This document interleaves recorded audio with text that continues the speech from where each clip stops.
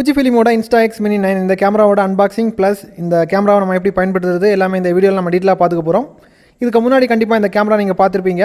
அதாவது பட்டனை அழுத்தினதுமே உங்களுக்கு ஃபோட்டோ காப்பி உங்களுக்கு வெளியே வரும்.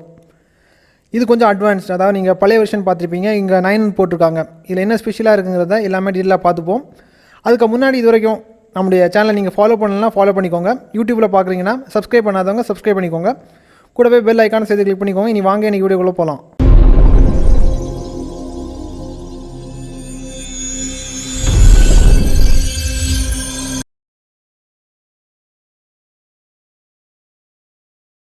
ஃபர்ஸ்ட் இதோட குயிக் அன்பாக்சிங் பார்த்துக்கலாம்.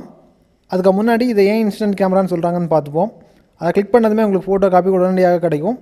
வித்தின் 1 மினிட்டுக்குள்ளாடி உங்களுக்கு ஃபோட்டோ அவுட்புட் பக்காவாக கிடைக்கும். உங்களுக்கு லாஸ்ட்டில் டெமோ காமிக்கிறேன், அதனால தான் உங்களுக்கு இன்ஸ்டன்ட் கேமரான்னு சொல்கிறாங்க. மற்றபடி இந்த கேமராவில் வேறு ஸ்பெஷலாக எதுவும் இல்லை. பேக்கில் இருந்து பிரிச்சிங்கன்னா உங்களுக்கு கேமரா இருக்குது. தென் வாரண்டி கார்டு உங்களுக்கு 1 இயர் வாரண்டி கொடுக்குறாங்க. ஏதாவது ஃபால்ட் ஆகிடுச்சுன்னா உங்களுக்கு புதிய கேமராவே கொடுக்குறாங்க. தென் ஒரு ஸ்ட்ராப் கொடுத்துருக்காங்க.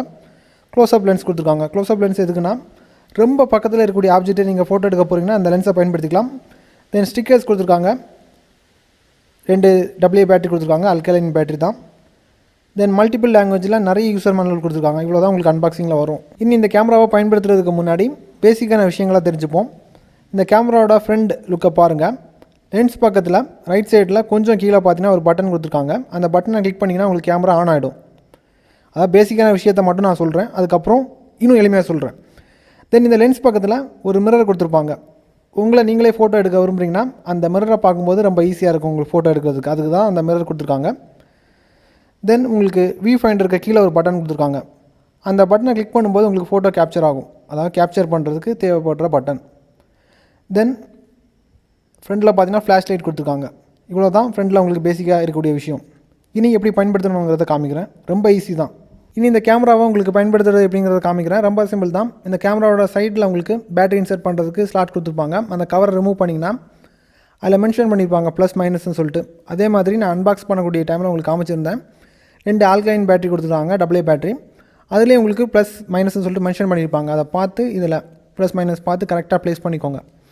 ப்ளேஸ் பண்ணதுக்கப்புறமா கவரை க்ளோஸ் பண்ணிக்கோங்க. க்ளோஸ் பண்ணதுக்கப்புறம் நீங்கள் கேமராவோட பவர் ஆன் பண்ணிங்கன்னா கேமரா உங்களுக்கு ப்ராப்பராக லோட் ஆகாது. ஏன்னா நீங்கள் ஃபிலிமை லோட் பண்ணதுக்கப்புறம் நீங்கள் ஆன் பண்ணிங்கன்னா தான் கேமரா லோட் ஆகும். இப்போ காமிக்கிறேன். பவர் ஆன் பண்ணும்போது உங்களுக்கு எந்த வித LED இண்டிகேஷனும் உங்களுக்கு கொடுக்கல. பார்க்கும்போது உங்களுக்கு தெரியும்.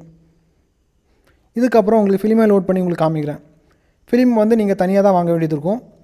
ஃபிலிம் பேக் உங்களுக்கு டிஃப்ரெண்ட் வெரைட்டியில் வரும். இப்போ நான் யூஸ் பண்ணுறதுல உங்களுக்கு 2 பேக் இருக்குது. ஒரு பேக்கில் 10 ஃபோட்டோ நீங்கள் எடுத்துக்கலாம். இதுக்கு பேக்ரவுண்டில் பெரிய பிஸ்னஸ் இருக்குது, நீங்கள் லாஸ்ட்டில் பாருங்கள். நான் என்ன பண்ணிக்க போகிறேன்னா ஒரு பேக்கை மட்டும் இதில் வெளியே எடுத்ததுக்கப்புறமா இந்த கேமராவில் லோட் பண்ணிக்க போகிறேன். கேமராவோட பேக் சைடில் பார்த்தீங்கன்னா ஒரு ஓப்பனிங் கொடுத்துருப்பாங்க. அந்த ஓப்பனிங்கை ஓப்பன் பண்ணதுக்கப்புறமா நீங்கள் பார்க்கும்போது உங்களுக்கு தெரியும் ஒரு எல்லோ கலர், அதான் மஞ்சள் கலரில் ஒரு வெட்டு கொடுத்துருப்பாங்க. அதே நேரத்தில் இந்த ஃபிலிம் பேக்கில் பாருங்கள் உங்களுக்கு மஞ்சள் கலரில் வெட்டு கொடுத்துருப்பாங்க. அதாவது கரெக்டாக நீங்கள் ப்ளேஸ் பண்ணுறதுக்கு. இன்னொரு விஷயம், இந்த பேக்கை நீங்கள் வெளியே எடுக்கும்போது தாறுமாறாக எடுத்துக்காதுங்க. ஏன்னா உள்ளாடி கொஞ்சம் கெமிக்கல்ஸ் இருக்கும். ஸோ தாறுமாறாக நீங்கள் கை வச்சிங்கன்னா ஃபோட்டோ உங்களுக்கு ஷேட் ஆகும், இல்லை கரெக்டாக உங்களுக்கு ஃபோட்டோ வராது. ஸோ நாசுக்காக நீங்கள் சைடில் மட்டும் அப்படி நாசுக்காக எடுத்து கேமராவில் மாட்டிக்கோங்க. மாட்டினதுமே உங்களுக்கு மேலே இருக்கக்கூடிய எல்லோ கலர் அந்த வெட்டும் இந்த ஃபிலிம் பேக்கில் இருக்கக்கூடிய வெட்டும் கரெக்டாக ஜாயிண்ட் ஆகுதான்னு பார்த்துக்கோங்க. ஜாயிண்ட் ஆனதுமே இந்த பேக் கேஸை மூடிக்கோங்க. மூடினதுக்கப்புறமா இப்போ கேமராவோட பவர் ஆன் பண்ணிங்கன்னா உங்களுக்கு தெரியும். கேமரா ப்ராப்பராக லோட் ஆகிடுச்சுன்னா இந்த மாதிரி உங்களுக்கு ஆரஞ்சு கலரில் LED பிளிங்க் ஆகும். பிளிங்க் ஆகாது, LED பத்தும். LED இண்டிகேஷன் கொடுத்ததுக்கப்புறமா பிரைட்னஸை நீங்கள் அட்ஜஸ்ட் பண்ணிக்கலாம். அதாவது எந்த ஸ்பாட்டில் இருக்கீங்க, அதாவது வெளிச்சம் இருக்கக்கூடிய ஏரியாவில் இருக்கிறீங்களா, இருட்டான ஏரியாவில் இருக்கிறீங்களா, அதுக்கேற்ற மாதிரி உங்களுக்கு பழைய காலத்தில் ஃபோனில் உங்களுக்கு கறக்கி சுற்றும். அதே மாதிரி ஒரு டயல் கொடுத்துருக்காங்க. அதுக்கேற்ற மாதிரி நீங்கள் அட்ஜஸ்ட் பண்ணி வச்சுக்கோங்க. லைட்டுக்கு ஏற்ற மாதிரி அட்ஜஸ்ட் பண்ணி வச்சதுக்கப்புறமா உங்களுக்கு வியூ ஃபைண்டர் கொடுத்துருப்பாங்க. உங்களுக்கு காமிக்கிறேன். வியூ ஃபைண்டரில் கண்ணை வச்சு பார்த்துக்கோங்க. உங்களுக்கு ஒரு சர்க்கிள் கொடுத்துருப்பாங்க. கரெக்டாக நீங்கள் பார்க்கும்போது தெரியும் ஃபோட்டோ இந்த மாதிரி வருங்கிறத. அந்த வியூ ஃபைண்டரில் உங்களுக்கு தெரியும் அவுட்புட் இந்த மாதிரி இருக்குங்கிறத. அதை பார்த்துக்கோங்க. பார்த்து ஒருத்தரை நீங்கள் ஃபோட்டோ எடுக்க போகிறீங்கன்னா எடுக்கும்போது கிளிக் பண்ணிங்கன்னா இன்ஸ்டண்ட்டாக உங்களுக்கு ஃபோட்டோ வெளியே வரும். நான் ஒரு சாம்பிள் நான் காமிக்கிறேன்.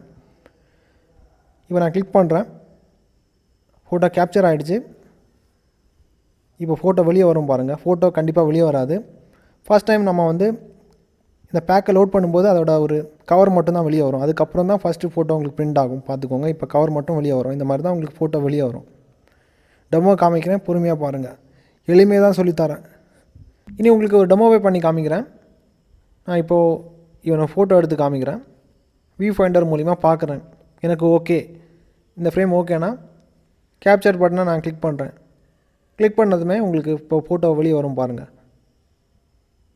வெளியே வருது, வந்துடுச்சு. இப்போ இந்த ஃபோட்டோ பாருங்கள், உங்களுக்கு வந்து கரெக்டாக தெளிவான வியூவில் உங்களுக்கு கிடைக்காது, கொஞ்சம் டைம் ஆகும். 1 நிமிடம் நீங்கள் பொறுமையாக வெயிட் பண்ணணும். அதுக்கு முன்னாடி நீங்கள் அந்த சர்ஃபேஸில் கையெல்லாம் வைக்கக்கூடாது. கை வச்சிங்கன்னா உங்களுக்கு வந்து ஷேடு கண்டிப்பாக இருக்க தான் செய்யும். சைடில் நாசுக்காக எப்படி வந்து நீங்கள் ஃபிலிமை லோட் பண்ணிங்களோ அதே மாதிரி நாசுக்காக அந்த ஃபோட்டோவை வெளியே எடுத்துக்கோங்க. வெளியே எடுத்ததுக்கப்புறமா வச்சுக்கோங்க, பொறுமையாக வெயிட் பண்ணிக்கோங்க. ஒரு 60 செகண்ட் வெயிட் பண்ணிங்கன்னா இந்த மாதிரி ஒரு நல்ல ஒரு அவுட்புட் உங்களுக்கு கிடைக்கும்.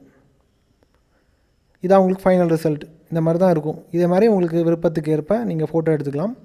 இதுக்கப்புறம் கேமராவோட பின் சைடில் உங்களுக்கு மென்ஷன் பண்ணியிருப்பாங்க எவ்வளோ ஃபோட்டோ நீங்கள் இனி ரிமைனிங் எடுத்துக்கலாம்னு சொல்லிட்டு உங்களுக்கு நம்பரில் மென்ஷன் பண்ணியிருப்பாங்க. இப்போ இந்த கேமராவில் பார்த்தீங்கன்னா உங்களுக்கு 7 மென்ஷன் பண்ணியிருப்பாங்க.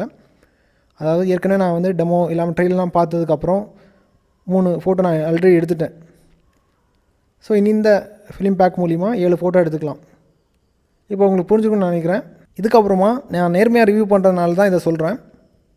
இதுக்கு பேக்ரவுண்டில் என்ன பிஸ்னஸ் இருக்குன்னா, உங்களுக்கு கேமரா சீப் ரேட்டில் தராங்க.